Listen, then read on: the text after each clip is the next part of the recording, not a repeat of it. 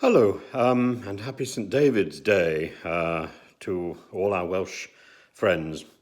Today, the French Finance Minister, Bruno Le Maire, has got into the same sort of trouble that Liz Truss got into the other day.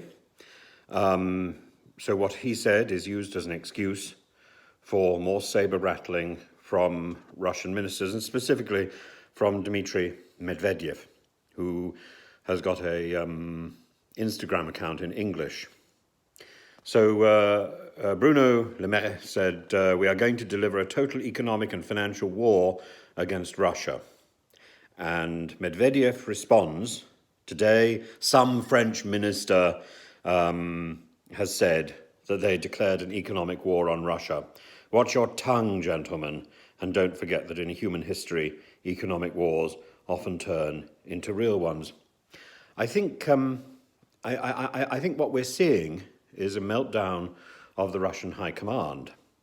And you've got to remember that Russia has been very careful to make sure that the country does not know of the sheer numbers of dead.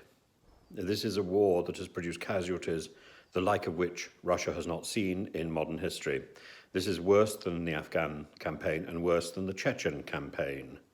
And when those body bags start returning, the support for President Putin and the Kremlin will presumably shift. That means there's a very short space of time for the Kremlin to make its next move. I think we're in a very, very dangerous period. And so people like Liz Truss, people like Bruno Le Maire, they need to be very careful about what they say. And I'm sure the French government will be careful. I don't know whether I can speak so firmly and so confidently about our own government, which seems to be unbelievably accident prone. This is not what I expect from the people who are leading the UK government.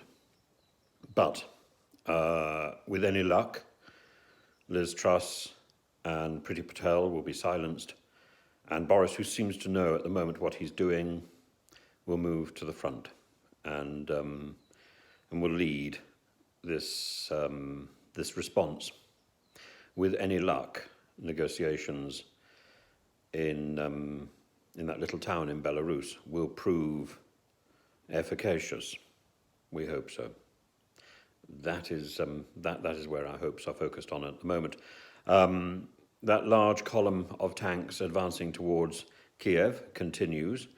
Many of them are breaking down, but maybe some of these are simply parking because you know, to make way for a possible retreat or a possible retreat. Maybe their advance is so fast that engine failure and so on has crippled a few of the tanks.